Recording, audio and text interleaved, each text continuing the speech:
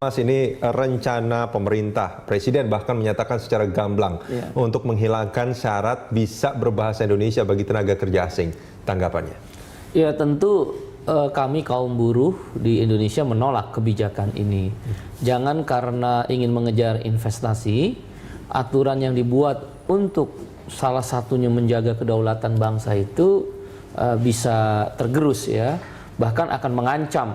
Bahkan bahasa saya lebih keras lagi, memiskinkan kaum buruh di Indonesia karena kesempatan untuk mendapatkan lapangan kerja baru sangat minim karena diisi oleh orang-orang pekerja asing yang persyaratannya menjadi diperlonggar.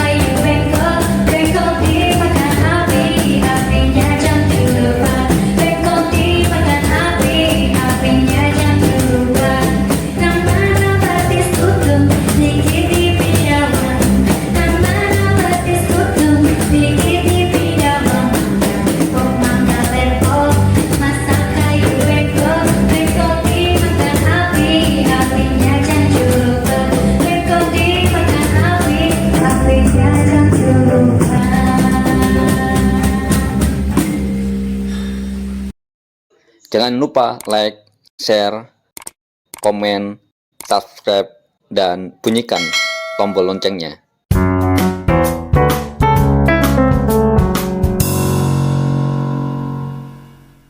Mas, ini rencana pemerintah, Presiden bahkan menyatakan secara gamblang untuk menghilangkan syarat bisa berbahasa Indonesia bagi tenaga kerja asing. Tanggapannya? Ya tentu kami kaum buruh di Indonesia menolak kebijakan ini. Jangan karena ingin mengejar investasi, aturan yang dibuat untuk salah satunya menjaga kedaulatan bangsa itu bisa tergerus ya, bahkan akan mengancam. Bahkan bahasa saya lebih keras lagi, memiskinkan kaum buruh di Indonesia karena kesempatan untuk mendapatkan lapangan kerja baru sangat minim karena diisi oleh orang-orang pekerja asing yang persyaratannya menjadi diperlonggar. Ini kan tentang TKA sebenarnya sudah dari mulai Undang-Undang Nomor 13 Tahun 2003, yaitu keluarnya Permenaker Nomor 12 Tahun 2013 yang salah satu persyaratannya harus wajib bisa berbahasa Indonesia. Kemudian atas permintaan Pak Presiden Jokowi direvisilah menjadi Permenaker Nomor 16 Tahun 2015 yang tidak lagi mensyaratkan tenaga kerja asing bisa atau wajib berbahasa Indonesia. Nah, kenapa kami menolak? Pertama, tenaga kerja asing yang masuk ke Indonesia ini yang membanjir dalam 2-3 tahun ini yang guna mengejar iklim investasi tadi dikatakan, itu adalah unskilled yang tidak mempunyai keahlian khusus. Ya, yang dimana pekerjaan-pekerjaan itu bisa dikerjakan oleh orang Indonesia. Dengan demikian kan mengancam lapangan pekerjaan itu. Itu ada datanya, Mas Iqbal?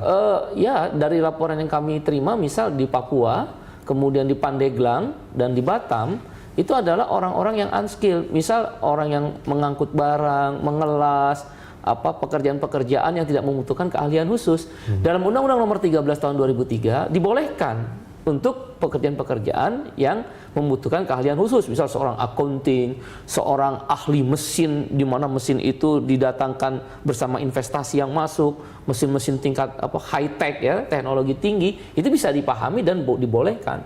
Tapi kalau pekerjaan-pekerjaan itu yang sifatnya adalah unskilled, tidak membutuhkan keterampilan, maka cukup orang Indonesia. Bahkan yang high-tech pun, sebenarnya orang Indonesia datang ke mana negeri yang berinvestasi itu pun bisa belajar, kemudian bisa bekerja ketika mesin itu sudah datang.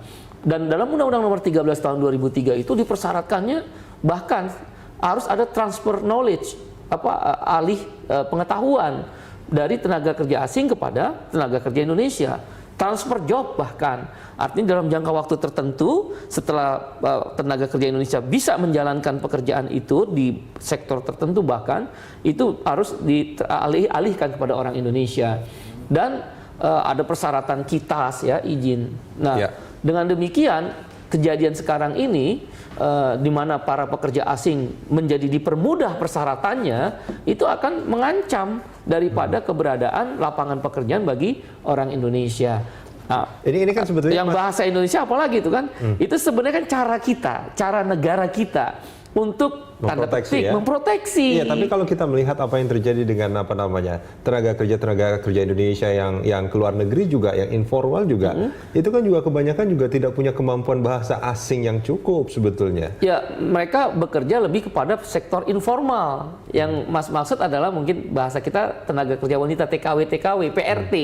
Itu memang tenaga kerja informal. Tapi kalau pada tenaga kerja formal, TKI kita berbahasa Inggris minimal. Itu kan menjadi persyaratan daripada ketika mereka bekerja. Misal katakan saya bekerja di Abu Dhabi, saya bekerja di Washington, saya bekerja di Bangkok terdekat misal, tetap saya diwajibkan bahasa menjadi ukuran. Memang bahasa Inggris. Kalau menurut Anda apa yang membuat Presiden akhirnya mengusulkan hal ini sebetulnya?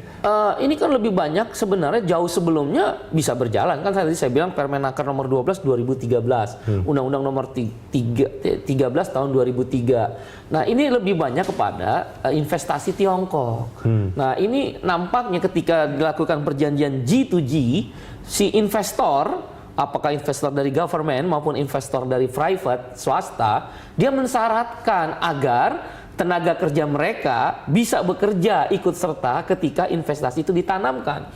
Waktu Korea tidak, waktu Jepang tidak, ada investasi Jepang, investasi Korea jauh sebelum ini, 10 tahun yang lalu, 20 tahun yang lalu. Tetapi tadi untuk pekerjaan-pekerjaan yang membutuhkan keahlian khusus.